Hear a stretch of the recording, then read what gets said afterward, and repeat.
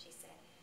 Yes, I suppose you are. His eyes went to the lantern. Well then, Hikari-hime, shall we? It's a long walk to this capital of yours.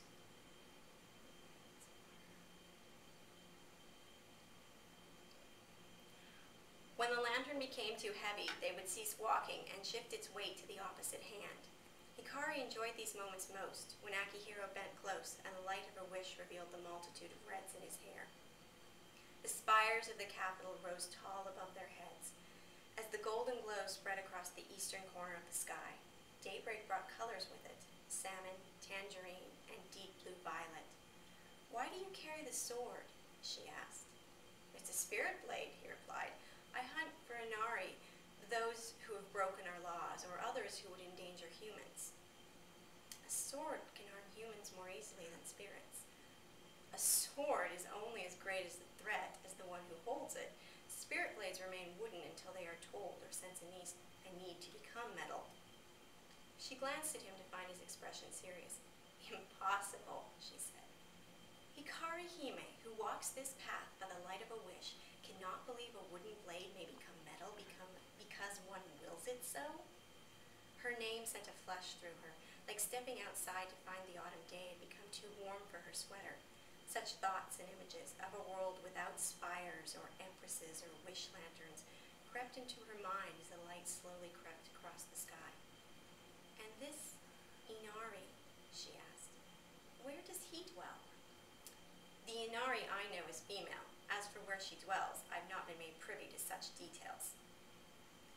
They reached the crest of a hill, and the outlying areas of the capital spread beneath them, a patchwork of little farms all the way to the river that lay between them and the city proper. As her eyes searched the spaces between the patches for shadows that moved, she wondered if it better or worse to see the creatures coming. Would you hold the lantern? Akihiro asked. She nodded, letting its weight pull on her arms, her left one protesting that it was denied a rest. Gently, his hands traveled the forests of her sleeves. Hunting for the pins, she realized. He captured each one until the fabric flowed freely in a silken waterfall. Catching his honey gaze, the question hanging unspoken in the air between them, she turned so he could work at her other sleeve. You think you should wait until we're closer, he said. When we find him, there may not be time, and we may need the pins earlier.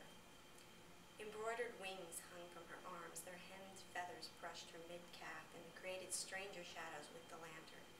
She watched the shadows dance across the pavement, her fingers in his face. Finished, the pins stood gathered in his grip, 10 tiny swords whose edges were dull. Tapping a finger against the point, he nodded. They'll do. He tucked them into her obi. If we are separated, these are your guards. They're sharp as your command. Like your sword? Exactly. He reached for the lantern. Where do you expect your empress to be?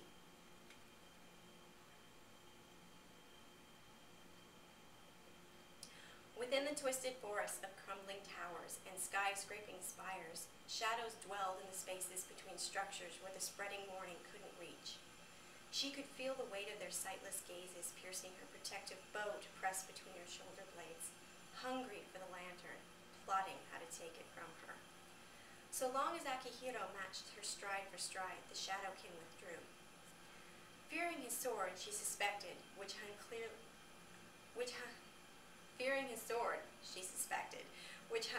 visible against his frock cloak, the red leaves of the sheath glinting in the lamplight. Are you tiring? He asked. No. Her bells sang with the shake of her head. It would be unwise to stop before we reach the spire. Your dedication is admirable, Hikari-hime. You said my endeavor was futile earlier. Not I. Frowning, she glanced at him. Was he claiming not to be her shadow prince after all? My reluctant twin has hidden himself within this city, he said. Perhaps he hoped to deter you. He may not be hiding. He may be lost. Like the one you seek? She said nothing. The face she had crossed the endless night for refused to form in her mind. He remained hazy as heat off the asphalt in the summer. There was someone, was there not? Surely she wouldn't have risked her life for a specter. I do more than just hunt for Inari, Akihiro said. With her permission, I have served a succession of princesses. We gather powerful items and keep them secure, or pass them on to those who can better use their power.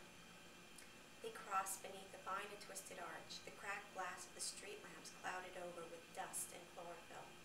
Aching from the weight of the lantern, her steps became smaller as the restricting obi pressed against her ribs.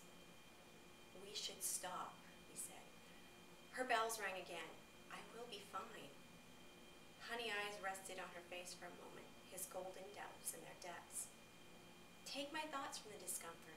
Speak to me of your princess." "She has grown wise and courageous," he said. "Years ago we traveled from our homeland, far, much farther than any princess before her had dared, across an ocean to a new world." "Why leave your home?" "Well, you left yours, Hime. I mean to suggest there should be a reason for doing such things. My princess's people do not think it auspicious to associate with foxes. Not even foxes that aren't certain they're still foxes." A ghost of a smile played at his lips. She found her courage to seek a place where such things are of little notice. The princesses before had thought it better to endure the hardship. "What do you believe?" She felt the lantern tug that indicated he'd stopped walking. "Forgive me," she said. "I meant no disrespect." "No one has ever asked me." His voice was low, but the silence of the world around them couldn't hide his words. "I thought once that it was cowardly to run from hardship. It showed weakness. And now? Perhaps this new land has made me selfish, but I cannot deny one's happiness is worth far more than an outdated notion of honor." "I agree," she smiled. "We must do what we feel is right." "Of course," he returned the expression. "That is why you would travel a broken road to goddess-forsaken ruin with a lantern and stick pins as your protection." No, not her only means for aid. He had found her. And a curious thing that's about this to show how cool the collective consciousness of creative people is, the week after Miriam told me this was ready to go out, Silence in the Library aired on the BBC, and I went, "Moffat!